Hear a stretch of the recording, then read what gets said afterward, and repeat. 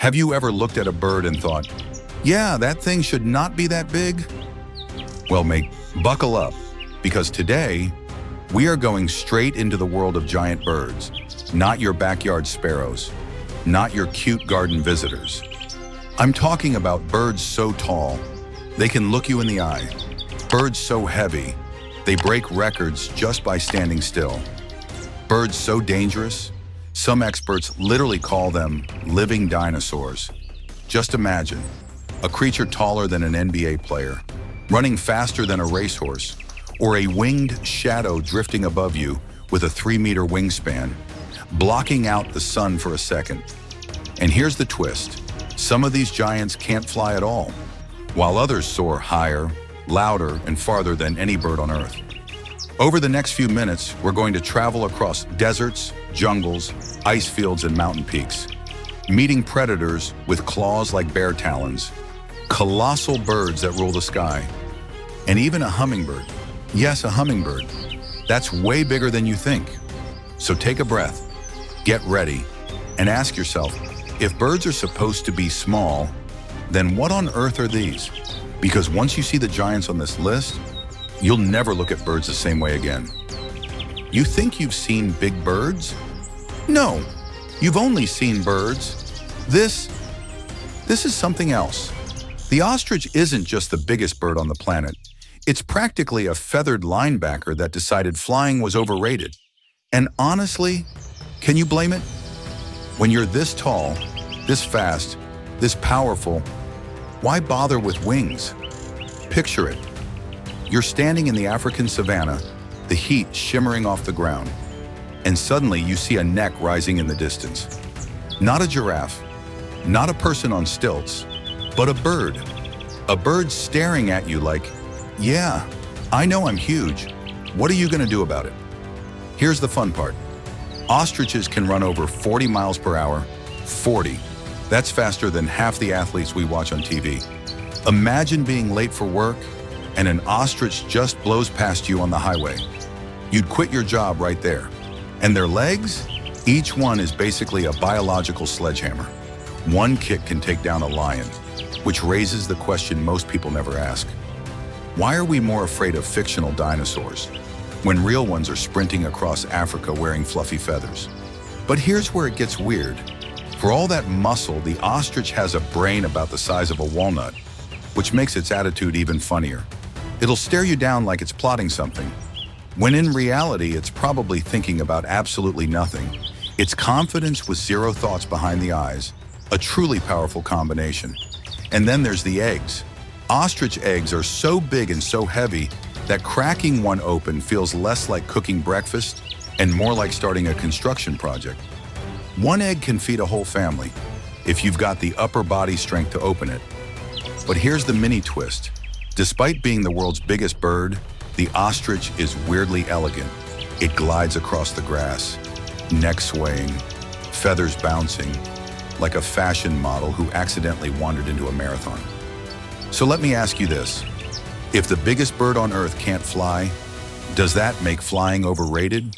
Or does it make the ostrich the world's biggest rule breaker? And be honest, if this giant sprinted straight at you, would you run or try to act confident until it got closer? So after meeting the ostrich, the undefeated heavyweight champ of the bird world, you'd think things couldn't get any bigger, right? Well, Australia politely disagrees because here comes the emu, the runner-up in size, but absolutely not the runner-up in attitude. At first glance, the emu looks like the ostrich's scruffier cousin. Tall, shaggy feathers, long legs, big eyes that always seem a little confused, but don't let the confused look fool you. This bird can run.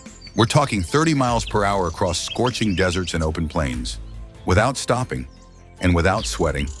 You know that friend who says they don't even feel tired? Yeah, that's the emu, but real. And here's the part that always makes people pause.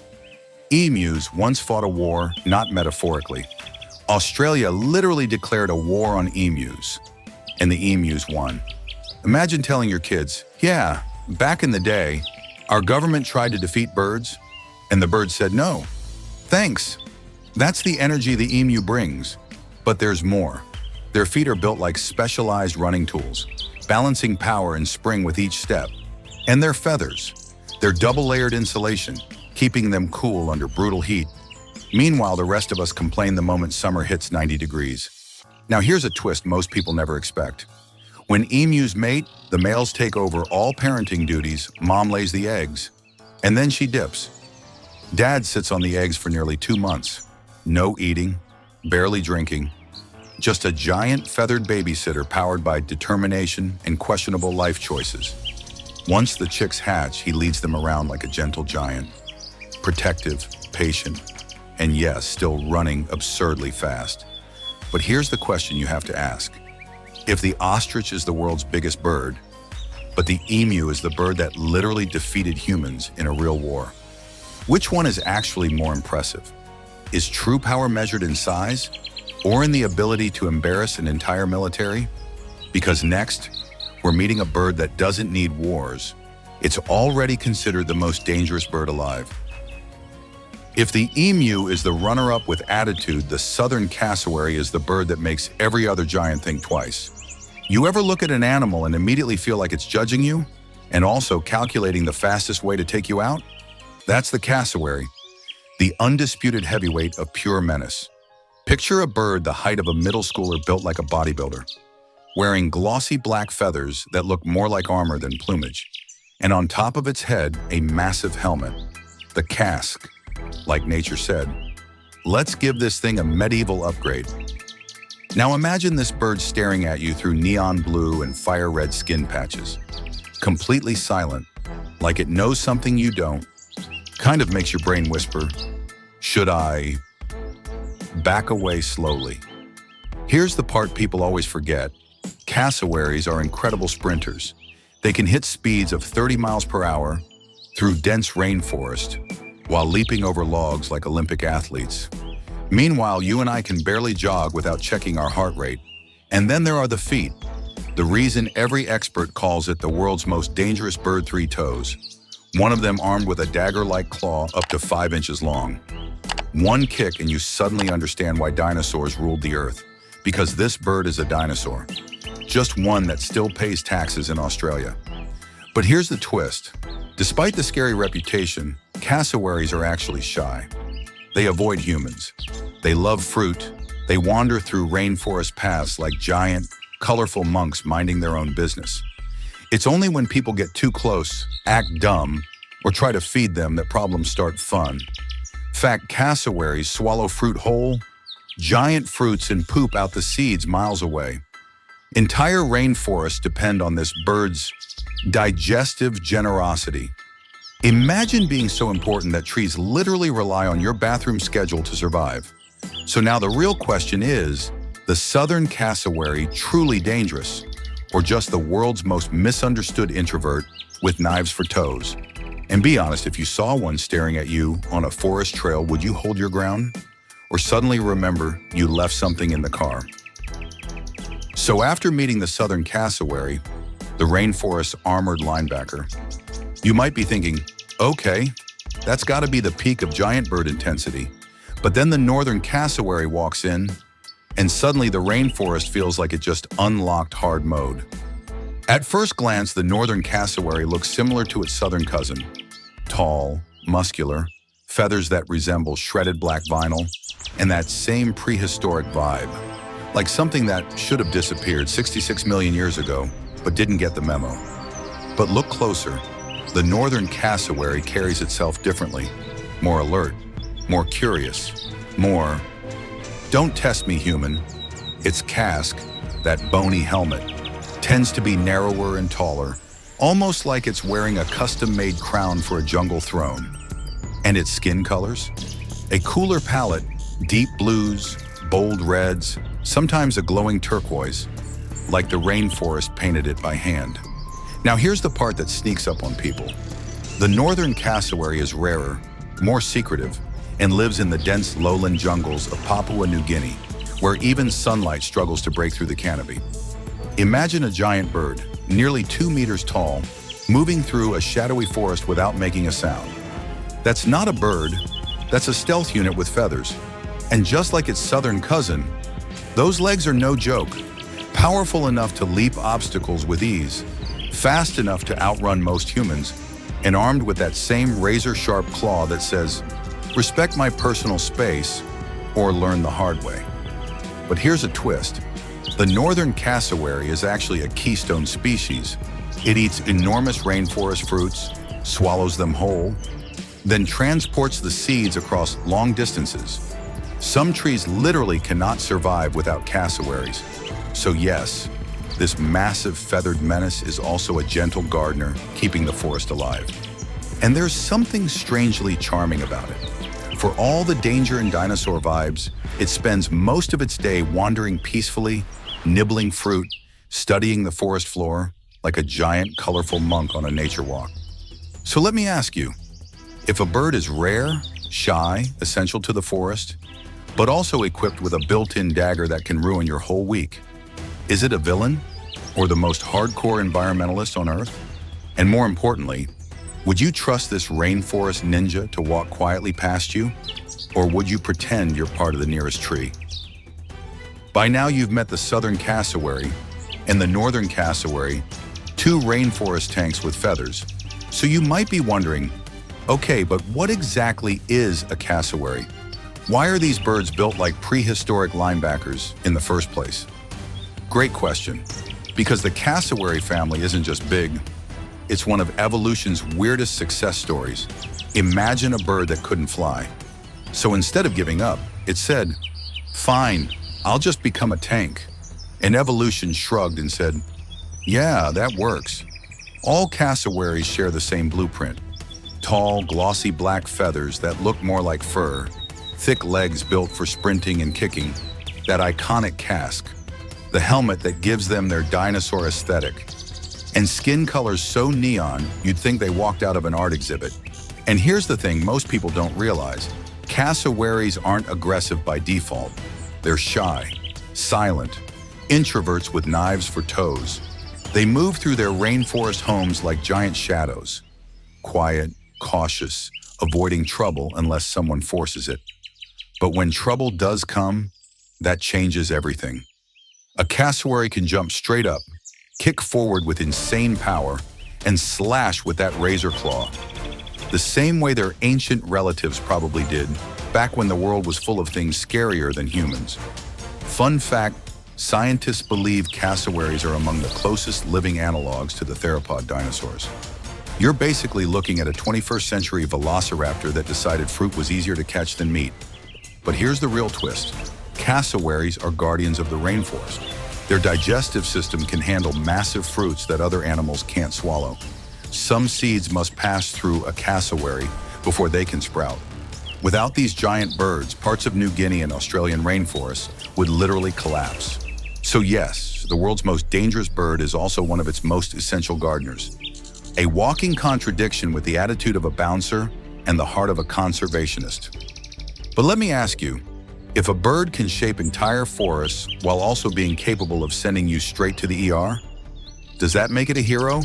Or nature's way of saying, respect the giants, or else?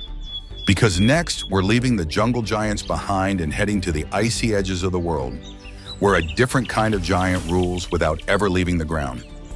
So after spending time with the cassowaries, the rainforest giants with knives for toes, you might feel like nothing else on Earth can match that level of intensity. But then, you step into Antarctica. The wind hits, the world turns white, and out of the frozen haze, a shape appears. Tall, calm, majestic, a giant in a tuxedo, the emperor penguin. Now here's the first question that pops into your mind. How does something this big survive in a place this brutal? Because the emperor penguin isn't just the tallest penguin, it's the one that chooses to raise its family in the coldest environment on the planet.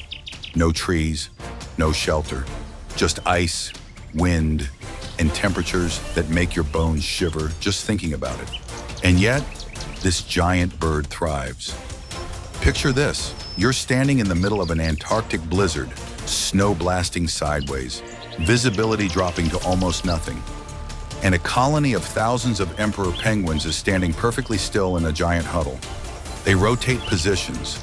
The coldest birds at the edge slowly move inward. Those in the center drift outward. Everyone shares the pain. Everyone shares the warmth. It's teamwork at a level most humans don't even attempt. But here's the twist. Just like the emu, the male emperor penguin becomes full-time dad. After the female lays a single egg, she returns to the ocean to feed, and the male stands there for 2 months, balancing the egg on his feet while temperatures drop far below zero. No eating, barely moving, just holding life on his toes and waiting. And when that chick finally hatches, the father feeds it from a special milk-like fluid he produces, a giant bird. That baby sits on ice and makes milk. Nature really said, let's surprise them. Fun fact, an adult emperor penguin can dive over 500 meters deep and hold its breath for more than 20 minutes. That's deeper than many submariners swim and longer than most humans can manage underwater without panicking halfway through. So tell me, is the emperor penguin the world's toughest parent, the toughest athlete, or the toughest survivor? And be honest, if you had to live in Antarctica for just 1 week, would you last longer than an emperor penguin dad standing in a storm? After meeting the emperor penguin, the toughest dad on Earth, surviving Antarctic storms like it's just another Wednesday, you might think every other penguin must feel a little insecure, but then the king penguin steps forward, lifts that long, sleek neck, smooths its golden orange feathers, and basically says, relax, I'm not competing, I'm just fabulous. The king penguin is the second largest penguin in the world. Slightly slimmer, slightly more elegant, like the emperor's stylish younger sibling who went to art school and learned how to pose for cameras. Seriously, these birds don't walk, they glide. Every step has attitude. And here's a fun question that pops up quickly. If the king penguin is smaller than the emperor, why does it look so much more fancy? Maybe it's the vibrant gold patches on the neck, maybe the streamlined shape, or maybe the way they stand in giant colonies like thousands of tiny tuxedo models waiting for their Vogue cover shoot. But don't let the elegance fool you. King penguins are athletes. They dive deeper than almost any other bird except their emperor cousins, hunt in freezing waters, and travel incredible distances searching for fish. Imagine doing long-distance ocean marathons every time you want a snack. That's the king penguin lifestyle. Now here's a twist almost no one expects. King penguins take over a year to raise a single chick one, just one. That means they can't breed every season. While most birds are raising new families every spring, king penguins are basically saying, no rush, quality takes time. Their parenting style is slow, steady, and surprisingly human. Lots of patience, lots of teamwork, and long-term commitment. Their colonies are something else too. Tens of thousands of birds packed together on beaches in the sub-Antarctic islands. A sea of silver, white, black, and gold stretching to the horizon. The sound? Absolute chaos. A mix of trumpets, whistles, and squawks that somehow helps parents find their chick in a crowd bigger than many human towns. So here's the question. If the emperor is the Antarctic warrior and the king is the elegant marathon swimmer, which one deserves the crown? Or are they ruling different kingdoms altogether? Because next we're leaving the ice and heading into the mountains to meet a giant that doesn't walk in tuxedos. It glides with a wingspan bigger than your couch. After watching the king penguin glide through icy waves like a royal athlete, you might be thinking, okay, surely we've seen the biggest, toughest birds by now. But that's only because you haven't looked up yet, because high above the mountains, above the clouds, above almost everything that breathes, there's a shadow, a massive one, and it belongs to the Andean condor. This isn't just a bird, this is the king of the sky, a creature with a wingspan pushing 3.3 meters, so wide it can cast a moving eclipse over the ground below. Imagine standing on a cliff, feeling wind rush past your face, and suddenly seeing a dark shape glide silently overhead. No flapping, no sound, just presence. Here's the question that hits you right away. How does something this big stay in the air? Simple. It doesn't fly, it soars. The condor rides rising columns of warm air, thermals, circling higher and higher without burning energy. Scientists say an Andean condor can glide 100 miles while flapping its wings just once. Meanwhile, most of us get tired climbing a staircase. And then there's the look. Bald head, hooked beak, a proud white ruff around the neck, and wings that spread like a living flag. It's ancient, mythic. A bird the Inca believed carried messages between Earth and the heavens. When you see one in flight, you understand why. Now here's a twist. For all its size and strength, the Andean condor is gentle with its own kind. Pairs mate for life, raising one chick every few years, teaching it the wind, the mountains, and the quiet power of patience. A condor family is more old wise teacher than terrifying sky monster. But the condor's role in nature? That's where things get interesting. It doesn't hunt, it cleans. It finds what's already gone and returns it to the earth. A recycler in feathers, a giant that keeps the Andes healthy by doing the job no one else wants. So tell me, when a bird can soar without flapping, live for 70 years, and glide between mountaintops like a ghost made of wind, is it the king of birds or the king of patience? And more important, if a shadow this big passed right over you, would you stand still and admire it, or instinctively duck just in case? After witnessing the Andean condor glide across mountaintops like a floating continent, you'd think there's no way another bird could match that scale, that silence, that shadow. But then you visit the canyons of California, step into the sunlight, look up, and there it is. A black silhouette with wings so wide it feels like the sky just opened a doorway. The California condor, it's not quite as wide as its Andean cousin, but it's close, dangerously close, with a wingspan stretching nearly 3 meters. And the first question people ask is always the same. How did something this big almost disappear? Because here's the truth. This giant bird came terrifyingly close to extinction. At one point, just 22 individuals remained on Earth. 22. You could fit the entire species in a single school bus and still have room for the chaperones. But here's where the story shifts. Scientists captured those last birds, raised them in captivity, taught them how to be condors again, and slowly released them back into the wild today. Hundreds soar over California, Arizona, Utah, and Baja. Proof that giant wings can come back from the brink if people care enough. And when one passes over you, you feel it. The air bends. A low shadow slides across the canyon floor. And you understand instantly why ancient tribes believe condors carried souls to the next world. They don't fly, they ascend. Even close up, the California condor looks prehistoric. Bare head, thick, powerful beak, feathers that spread like a black cloak. It's a bird that never hides its age. It wears its history right on its face. But here's a twist. For all its grim reaper appearance, its personality is oddly curious. Condors investigate hikers, play with sticks, and sometimes hang around viewpoints as if checking out the scenery themselves. A giant bird with giant energy and just enough goofiness to make you laugh. So let me ask you, when a creature this close to vanishing manages to claw its way back into the sky, doesn't that make every sighting feel like a small miracle? And be honest, if one of these giants circled above you, would you feel scared or honored? Because next we're heading to a bird that doesn't soar like a ghost. It stalks the world like something straight out of a dark fairy tale. After watching the California condor drift across canyon skies like a resurrected relic, you might think we're done with birds that look like they stepped out of prehistory, but no, nature isn't finished surprising you yet, because now we're heading to Africa to meet a giant that doesn't glide, doesn't soar, and doesn't try to look majestic at all. In fact, it might be the bird that makes you whisper, "Wait, is that thing even real?" The marabou stork.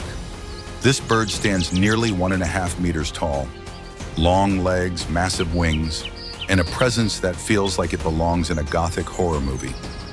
If the condor is a floating ghost, the marabou stork is the undertaker.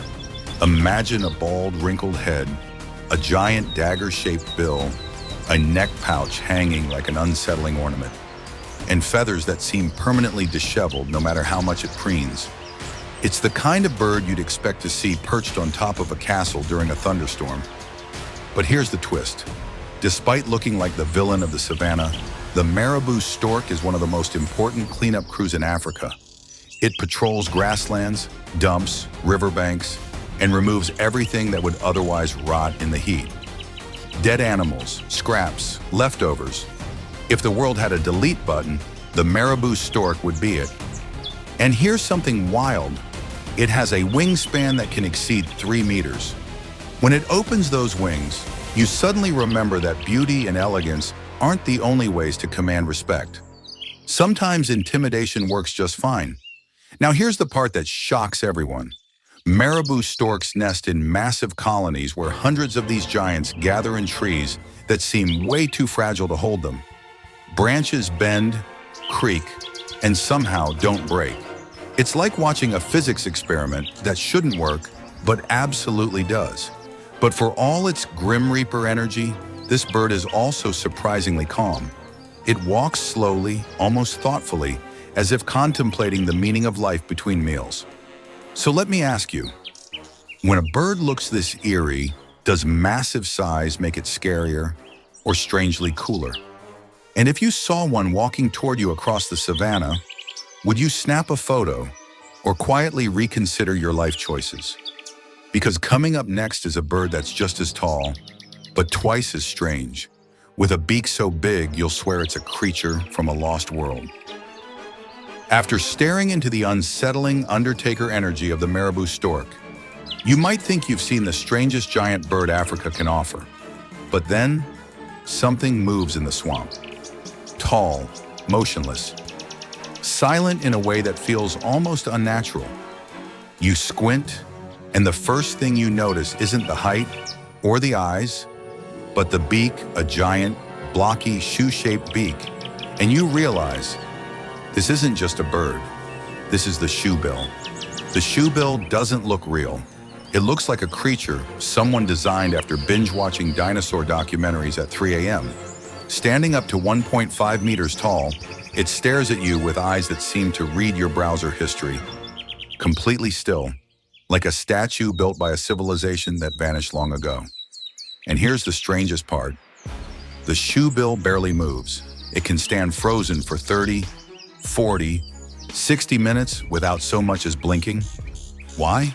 Because it's waiting, watching, calculating. This bird hunts with patience so extreme it makes other predators look impulsive. Then, with zero warning, it strikes that giant beak snaps shut on a lungfish, eel, or baby crocodile with the speed of a trapdoor. 1 second you see calm, the next, chaos. The shoebill doesn't do drama, it does results. Scientists call its face expression death stare neutral, because even when it's relaxed, it looks like it's judging your entire life path. And honestly, it kind of is. But here's a twist. Despite its terrifying aura, the shoebill is actually gentle around humans. Some individuals in conservation centers even bow politely when people bow to them, a giant swamp bird with social manners. Didn't see that coming, did you? Another fun fact, its beak makes a machine gun clattering sound during courtship. It's so loud you'd swear someone was testing an engine nearby. Imagine flirting by sounding like you're revving a lawnmower. That's the shoebill love language. So here's your question. Is the shoebill terrifying or weirdly majestic, a prehistoric monster, or the coolest bird in the swamp? And be honest, if one stared at you from 10 feet away, would you stare back or pretend you never made eye contact? Because next we leave the swamps and rise into open skies to meet a giant that doesn't stalk silently. It steps tall and flies even taller. After locking eyes with the shoebill, a bird that looks like it crawled straight out of a forgotten chapter of prehistory, you might think giant birds can't possibly get more intimidating or more bizarre. But then the wetlands open up, the light softens, and a silhouette rises above the grass taller, slimmer, and somehow more elegant than anything we've met so far. This is the Saru's crane, the tallest flying bird on Earth. Imagine a bird nearly as tall as you, standing over 6 feet, with long crimson legs, a face brushed with deep red skin, and wings that unfold like silk banners in the wind. It doesn't stomp like an ostrich or stare like a shoebill. It glides, even when walking. And here's the first question that hits you. How can something this tall actually fly? Because the Saru's crane doesn't just fly, it soars. Those enormous wings carry it across wetlands and rice fields with a grace that feels almost supernatural.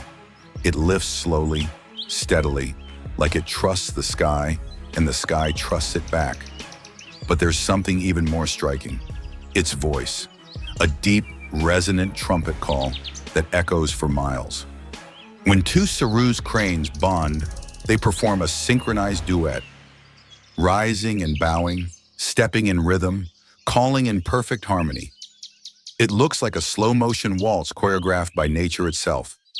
Some cultures believe their calls could bless marriages. And honestly, when you watch them dance, you kind of get it.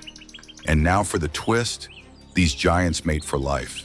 True lifelong partners. If one bird dies, the other sometimes mourns intensely, refusing to leave the area or fly with another crane. It's a love story written in feathers and sky. But don't mistake gentleness for weakness. Saru's cranes are fierce defenders of their nests. A 6-foot bird charging at you with wings spread wide is a moment you won't forget.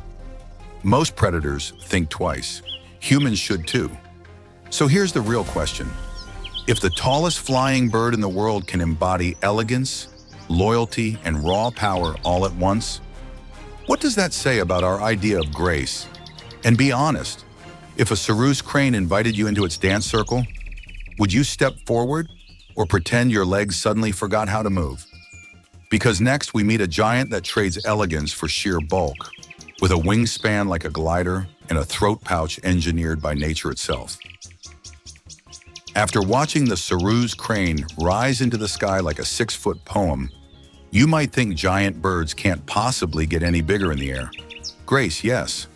Height, absolutely. But bulk, weight, presence, that's a different story. And that story begins the moment a massive shadow slides across the water, followed by a slow, heavy flap, and a beak large enough to look like it belongs on a prehistoric aircraft. Meet the Dalmatian pelican, one of the heaviest flying birds on Earth. Imagine a bird weighing up to 15 kilograms, with a wingspan pushing 3 meters, and feathers that make it look like someone crossed a swan, an eagle, and a weathered old philosopher. This bird doesn't just fly, it heaves itself into the air with the sheer force of confidence. And here's the first question that hits you. How does something this big not just sink? Because pelicans live on water, yet they look like they're carrying half the lake in their feathers. But the Dalmatian pelican is built for buoyancy. Its bones are light, its pouch flexible, and its wings so wide they create enough lift to carry its bulk over long distances with slow, majestic strokes. Now let's talk about that beak, a massive silver-orange scoop attached to a throat pouch that can hold nearly 3 liters of water. That's a whole soda bottle of fish delivery system hanging under its chin. When the pelican dives, the pouch balloons like a fishing net, then contracts, draining water while trapping fish inside its nature's most dramatic grocery bag. But here's the twist. Despite their size, Dalmatian pelicans are gentle, almost shy. They nest in quiet wetlands across Europe and Central Asia, padding their homes with reeds and gliding silently over lakes at dawn, like ancient spirits searching for breakfast. And they're social too. Not chaotic like starlings, not loud like cranes, but calm, communal giants sharing space and sun with surprising politeness. Yet for all their beauty, Dalmatian pelicans nearly vanished in the past century. Habitat loss, pollution, persecution, all pushed them to the brink, but conservation brought them back, slowly, steadily, wing beat by wing beat. So here's your question. When a 15-kilogram giant rises from the water, and sails across the sky like a drifting cloud of feathers. Is that strength, grace, or a miracle of evolution refusing to fade?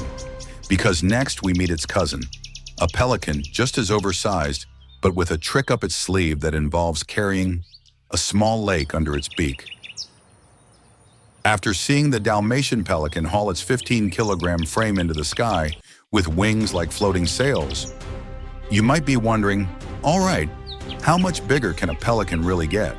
And then the great white pelican arrives, huge, glowing in sunlight, like a feathered ship emerging from mist.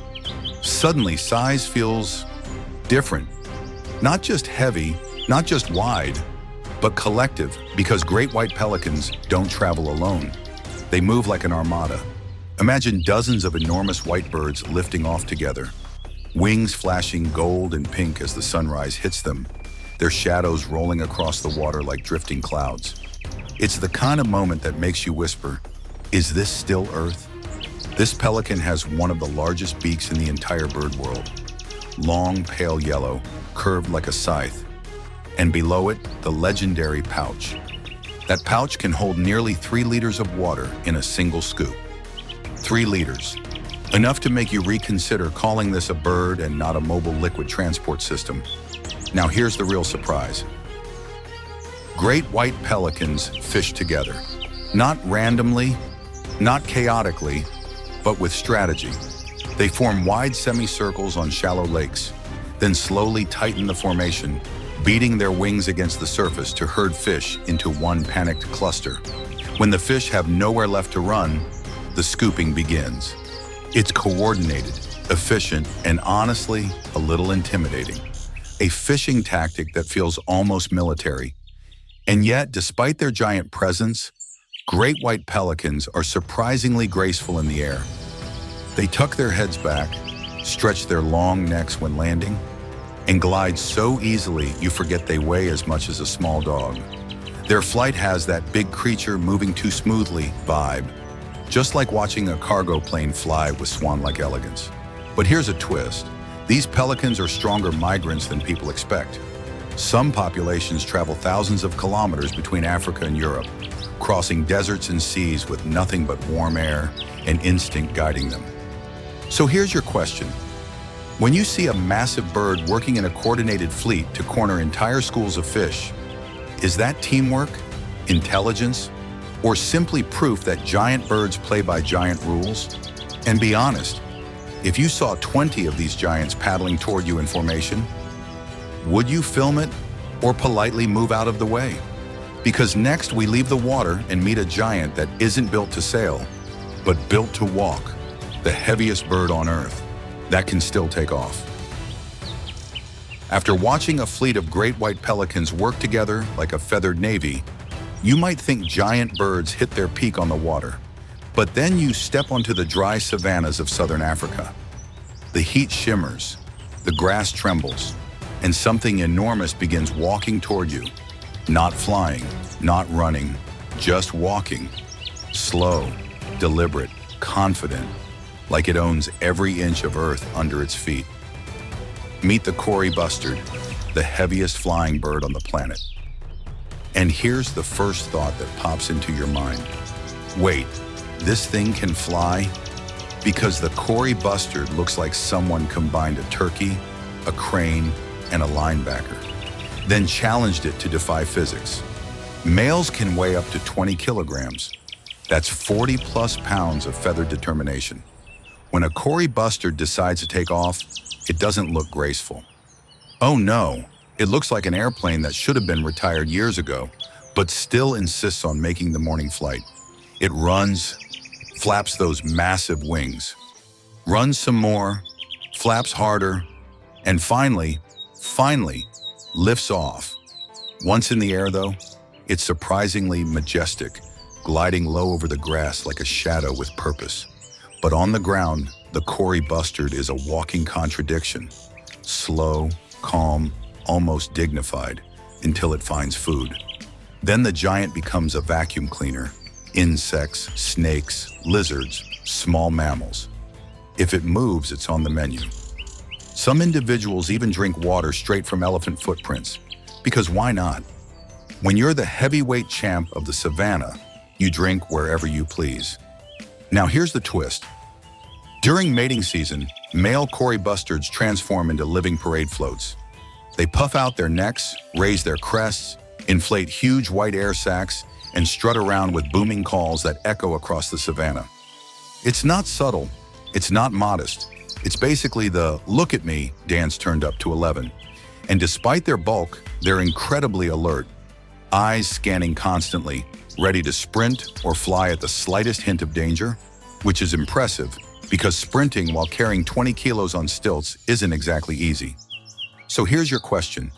If a bird can be the world's heaviest flyer, a runway model, a walking tank, and a vacuum-powered predator all at once, does that make the Cory bustard a miracle of evolution?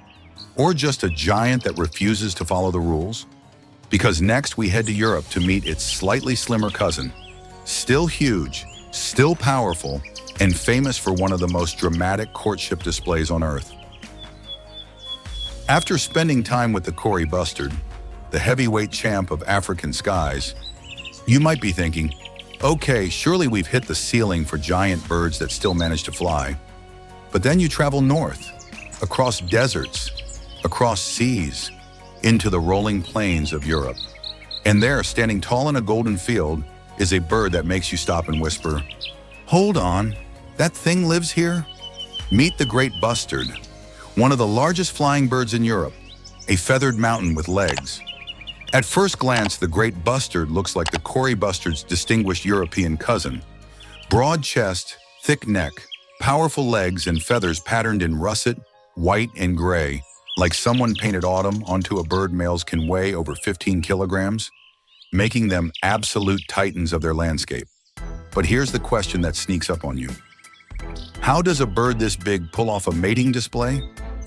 Simple. It doesn't just display, it transforms. When breeding season arrives, the male great bustard performs one of the most ridiculous, spectacular, and scientifically impressive displays in the bird world. He puffs out his throat, flips the feathers on his back forward, yes, forward, revealing bright white plumes that make him look like a walking cotton explosion. His wings twist outward, his chest inflates, and suddenly he resembles a giant feathered dandelion rolling proudly across the field. Females watch judging silently, because in the world of great bustards, the most dramatic bird wins. It's not speed, not strength, it's who can turn into the fluffiest parade float. But don't let the theatrics fool you. These birds are survivors. They roam wide open plains, scan for foxes, wolves, and eagles, and take off in a thunderous, almost impossible leap when danger approaches. It's like seeing a boulder suddenly remember it has wings. And here's the twist. Despite their size, great bustards are surprisingly shy. They prefer quiet fields, avoid humans, and vanish at the slightest disturbance with a dignity that says, "I am enormous, but you can pretend you didn't see me." So here's your question.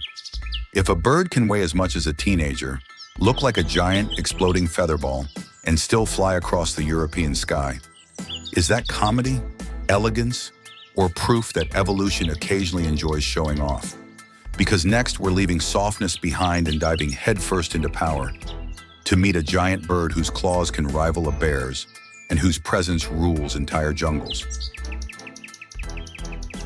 After watching the great bustard puff itself into a giant featherball parade float, you might think giant birds peak in comedy, but the moment you step into the deep rainforests of Central and South America, the mood changes. The air gets heavier, the canopy thickens, and suddenly, every animal around you goes quiet because something is watching. Up above, perched like a myth carved in stone, is a bird so powerful, so unbelievably large, that seeing it for the first time feels like meeting a creature that slipped through time from the age of monsters. This is the harpy eagle, one of the biggest and most powerful eagles to ever take the sky. Imagine a wingspan stretching over 2 meters, legs as thick as a human wrist, and talons the size of grizzly bear claws, perfectly engineered for crushing bone, not metaphorically, literally. And here's the first question everyone asks. How does the rainforest even support a predator this big? Simple. The harpy eagle hunts in 3 dimensions. It doesn't soar like condors. It doesn't dive like falcons. It weaves through branches with silent, lethal precision. A 2-meter ghost slipping between leaves as if it weighs nothing. Then, the strike.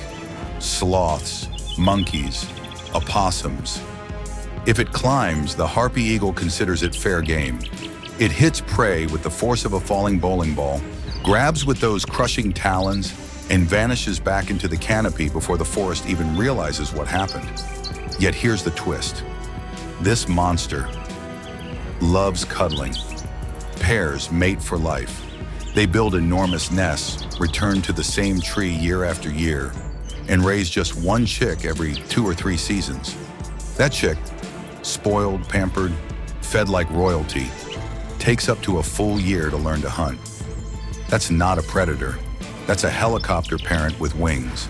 And if you ever see a harpy eagle up close, the crest rises, the eyes lock onto you, and suddenly you understand every myth about sky gods, thunderbirds, and creatures that rule from above. So here's your question. Is the harpy eagle terrifying or majestic? A bone-crushing sky tyrant, or one of the most loyal partners in the animal kingdom? Because next we meet its only true rival, another jungle giant with a crown of feathers and a stare that feels like it can see straight through you. After witnessing the harpy eagle dominate the rainforest with bone-crushing talons and a presence that feels almost mythical, you might think, well, that has to be the apex of giant eagles. But fly west, across ocean, across archipelagos draped in clouds, and you reach the Philippines, where another giant waits, a giant with a crown.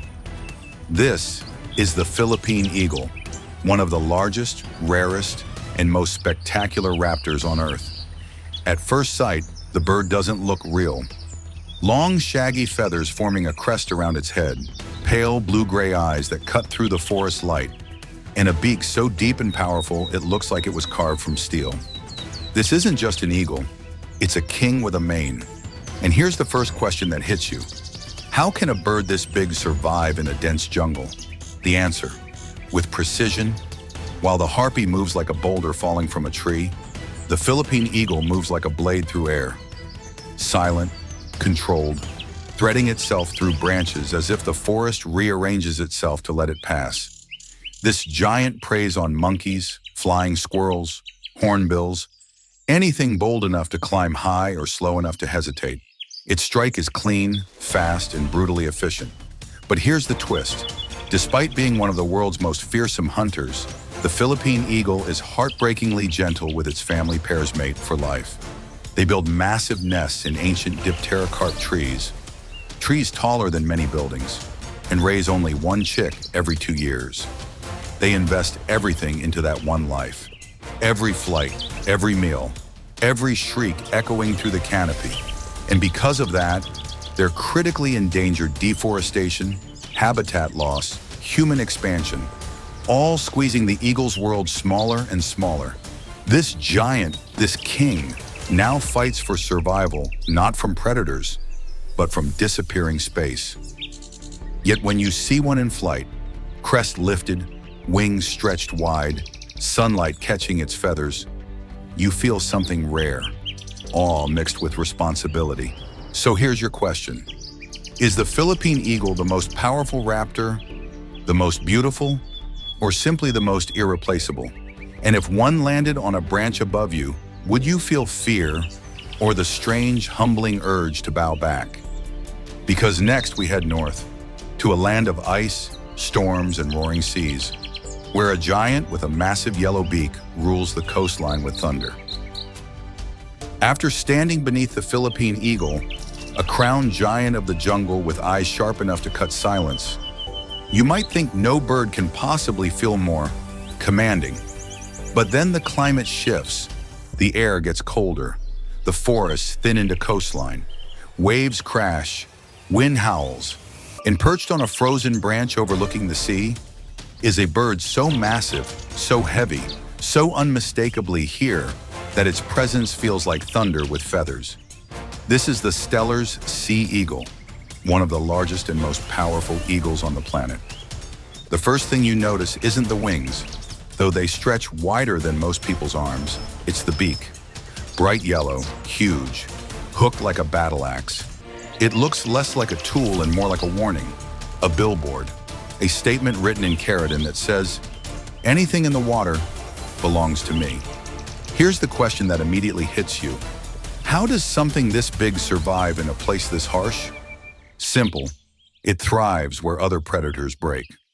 Steller's sea eagles hunt in freezing winds over Russia, Japan, and the Korean Peninsula. They snatch salmon from raging rivers, tear through carcasses on icy beaches, and chase gulls away with a single flap that sounds like someone slamming a door into the sky. And then there's the weight. These giants can reach nearly 10 kilograms, making them even heavier than many eagles we consider large. Watching one lift off is like watching a boulder decide it's done with gravity. Slow at first, then suddenly, effortlessly airborne. But here's the twist. For all their brute strength, Steller's sea eagles are surprisingly expressive, they argue. They mutter. They stomp around on the ice with grumpy faces like angry old fishermen. Some even have distinct personalities, from aloof aristocrat to dramatic diva to I swear I'm smiling. This is just how my face looks. And yet they're vulnerable, threatened by habitat loss, pollution, and declining salmon numbers. A giant brought low, not by predators, but by human choices. Still, when you see one perched on a cliff, wind tearing at its feathers, sunlight setting its beak ablaze, you understand immediately why people call it the Emperor of the Northern Seas. So here's your question. Is the Steller's sea eagle the strongest eagle alive, the most intimidating, or the most majestic creature ever to patrol a coastline? And be honest, if this bird landed 10 feet from you on a frozen shore, would you take a photo or quietly whisper, "Yes, sir"? Because next we descend back into the heat to meet a giant scavenger with a face full of wrinkles and a wingspan built for dominance. After standing on frozen shores with the Steller sea eagle, a bird so massive it feels like a storm wearing feathers, you might think nothing else can match that level of sheer authority. But then the air heats up, the land dries out, and the savanna stretches wide under a burning sun. Out on the horizon, a dark shape circles wider, lower, steadier, until it finally descends, landing with the quiet confidence of something that has absolutely nothing left to prove. This is the lappet-faced vulture, one of the largest, toughest, and most dominant scavengers in Africa. The first thing you notice isn't the feathers, it's the face. Bare, wrinkled skin in deep shades of pink and red, bordered by folds, lappets, that look like nature sculpted a battle-hardened general. This isn't a cute bird. This is a bird that shows up after life has made its decisions and enforces them. And here's the question that hits you instantly. How does a bird with no feathers on its head end up being one of the most powerful giants on the savanna? Simple. Efficiency, strength, and an attitude that says, "Move, this meal is mine." Lappet-faced vultures show up to carcasses and smaller vultures scatter. Hyenas hesitate, jackals wait their turn. Even large eagles sometimes back off. Not because this vulture is violent, but because it's built like a tank. Its beak can rip through hides that other scavengers can't even puncture. And despite its grim job, this bird is crucial to the ecosystem. It removes disease, cleanses the savanna, and prevents pathogens from spreading. If the marabou stork is the continent's undertaker, the lappet-faced vulture is the forensic cleanup team, the one that finishes the job with precision. But here's the twist. For all its skull-like intensity, this vulture is shy with humans. It prefers solitude, open skies, empty plains where the wind carries its enormous wings like a slow, steady sail. Watching one glide overhead is like watching a giant shadow trace the history of the land itself. Fun fact, pairs mate for life and build massive nests in thorn trees, raising their chick with surprising tenderness, a gentle parent wrapped in a warrior's appearance. So here's your question. When a bird looks fierce, acts essential, and flies like a drifting kingdom of feathers, Is it scary? Or is it simply honest about the job nature gave it? Because next we meet a vulture that couldn't be more different. Smaller, yes, but painted in colors so wild you'll swear nature was showing off. After spending time with the lappet-faced vulture, a giant wrapped in wrinkles, muscle, and authority, you might think every vulture must share that same grim, heavy presence. But then you turn a corner in the Central or South American rainforest. Sunlight slips through the canopy, and perched on a branch, shining like a bizarre royal jewel, is a bird that makes you stop and whisper, "There's no way that's real." This is the king vulture. And trust me, the name isn't an exaggeration. Imagine a bird nearly as tall as a toddler, broad wings, powerful beak, and a face painted in colors you'd expect to see on a festival mask. Neon orange, deep purple, blood red, pale yellow, sapphire blue, all swirling together like nature decided to experiment with every pigment at once. It's a vulture wearing a carnival costume and somehow pulling it off. Here's the question that hits you instantly. How does a scavenger end up looking like a psychedelic emperor? Honestly, nobody fully knows. But that wild face isn't just decoration, it's age, identity, and communication. And that fleshy orange knob on its beak, a signature crown. If the other vultures are soldiers on the battlefield, this one is the monarch that strolls in late and takes over effortlessly. But despite the kingly appearance, the king vulture is a specialist. It flies high above the forest, waiting for the larger, stronger vultures to open tough carcasses first. Once that's done, the king descends, calm, confident, unbothered, and claims the best seat at the table. Even bigger vultures step aside.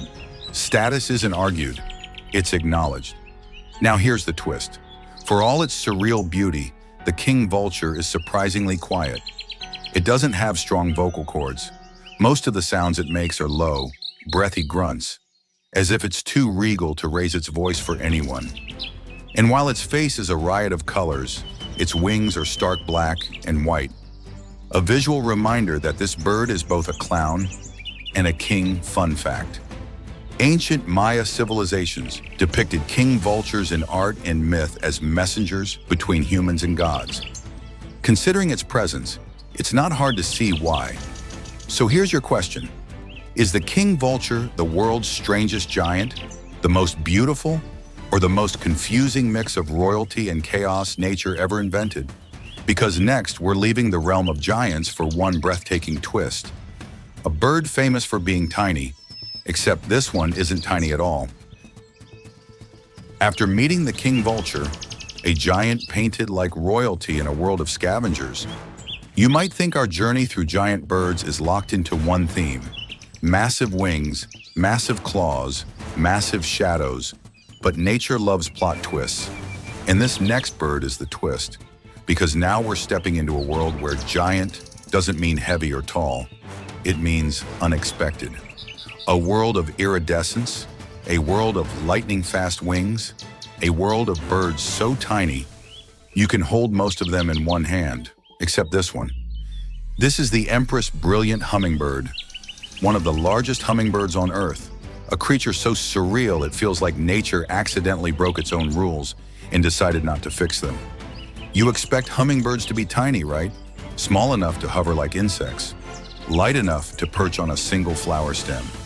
But the Empress Brilliant, it's big by hummingbird standards, shockingly big.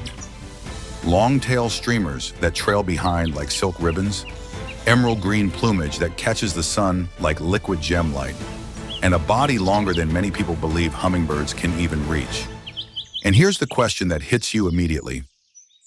How does something this large still fly like a hummingbird? Because it does. It hovers, it zips, it stops midair like someone pressed pause. Its wings beat so fast you barely see them. A blur of motion, a shimmer in the air. But here's the twist. Unlike many hummingbirds that defend flowers aggressively, the Empress Brilliant is calmer, more deliberate, almost regal in its feeding. It doesn't dart around chaotically. It approaches flowers with confidence, drinks nectar slowly, and lifts off with the poise of a tiny monarch who knows all the other hummingbirds are watching. And this bird isn't just beautiful, it's a pollinating machine. It travels long distances across cloud forests, carrying pollen from bloom to bloom, keeping high-altitude ecosystems alive. Hummingbirds may be small, but their job is enormous. Fun fact, its elongated tail isn't just decoration. It acts like an aerial rudder, helping the bird steer during those impossible mid-air maneuvers. Fashion and function, a rare combination. So let me ask you, when a hummingbird grows large enough to break expectations, but still moves with the grace of a spark of light, is it still tiny? Or does it qualify as a giant in the only dimension that really matters? Surprise? Because next, we leave the neon beauty of the cloud forest and return to true bulk. Giants of pure muscle and wingspan gliding across open lakes. After meeting the Empress Brilliant Hummingbird, a bird so small yet so unexpectedly giant in surprise, you might feel like the definition of big bird just broke in half. But now, we swing the pendulum hard in the opposite direction. Because the next giant doesn't shimmer in neon, doesn't zip between flowers, doesn't hover like a spark of living light. No, this one glides. Slow, grand, like a cloud remembering it used to be a bird. This is the trumpeter swan, North America's heaviest flying bird, and one of the most majestic creatures ever to claim a lake as its kingdom. The first thing you hear isn't the wings, it's the voice, a deep, resonant honk, unmistakable, powerful, a sound that carries across wetlands like a natural trumpet. That voice once echoed across nearly the entire continent until the species was hunted almost to extinction. At one point, there were so few left that scientists feared the next echo might be the last.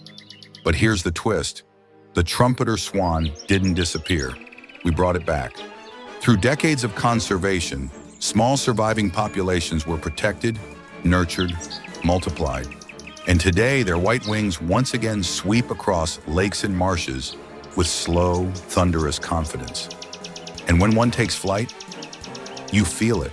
This isn't the graceful lift of a crane or the nimble hop of a heron. This is a full body commitment, massive wings beating the air like soft explosions, a runway sprint across the water before finally rising. Heavy, powerful, inevitable. Their size is unreal. Males can exceed 30 pounds with wings stretching nearly 3 meters. That's a bird heavier than a large bowling ball and somehow still capable of elegant flight. But here's the part that always gets people. For all their power, trumpeter swans are tender pairs, bond for life. They raise cygnets together, teaching them how to swim in perfect formation as if rehearsing for a ballet across the lake.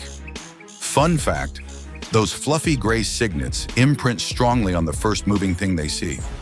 Researchers raising orphan chicks have to wear white outfits to prevent them from bonding with humans instead of their own species, a giant bird, with the heart of a child who just wants a parent. So let me ask you, is the trumpeter swan a symbol of strength, grace, or resilience?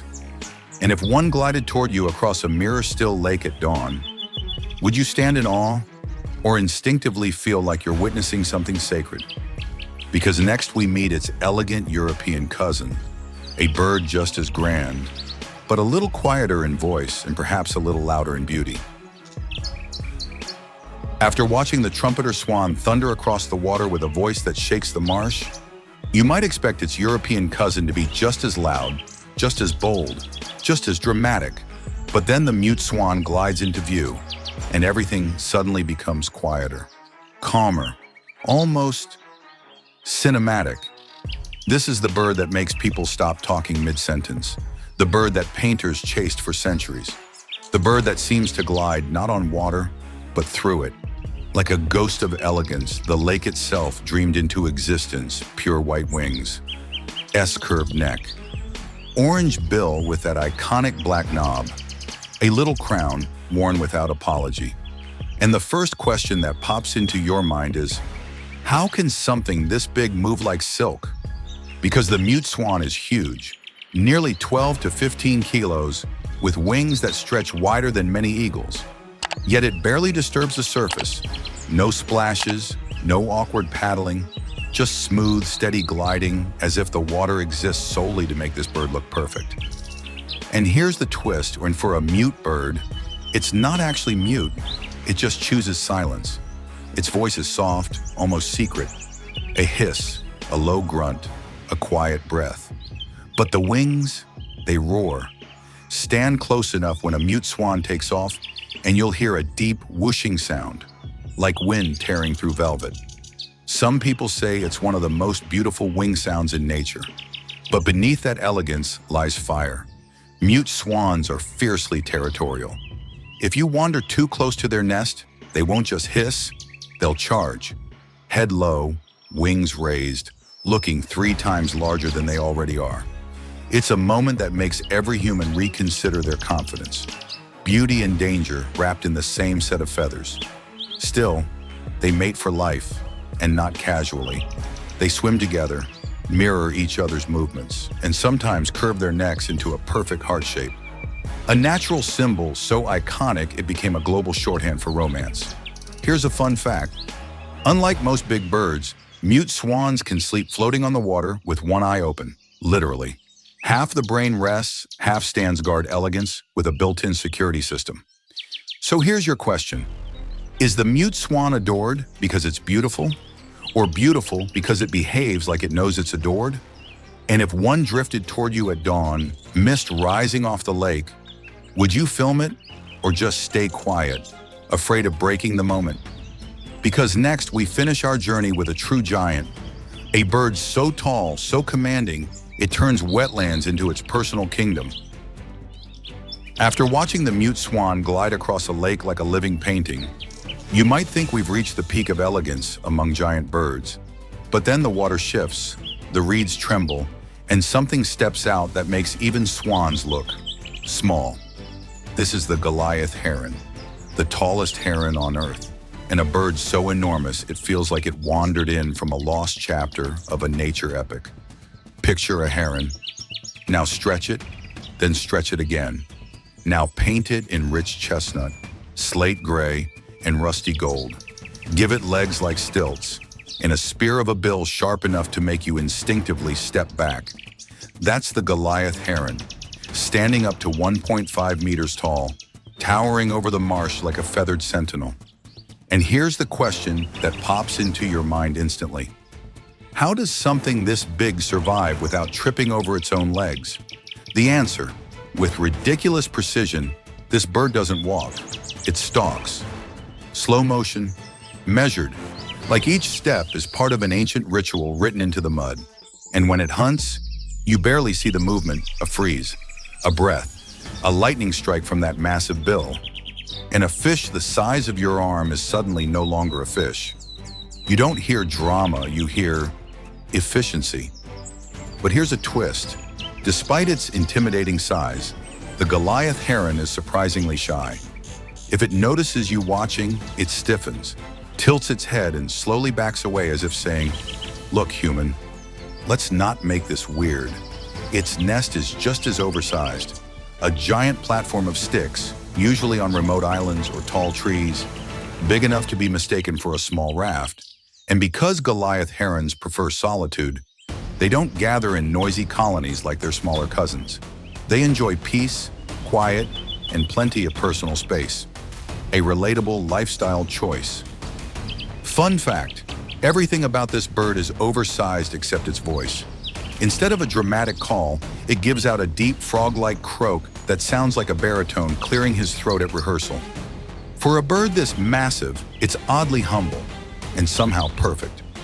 So let me ask you, when a creature stands taller than most 12-year-old kids, strikes like a spear, and rules the wetlands with silent confidence, is it scary, majestic, or simply the reminder that nature loves scale and knows exactly how to use it? And now that we've reached the final giant, from ostriches to eagles to colossal swans, which one surprised you the most? So, After soaring with eagles, walking beside giants, and gliding across lakes with wings wider than our outstretched arms, what did we really discover? That giant isn't just about size. It's presence. It's personality.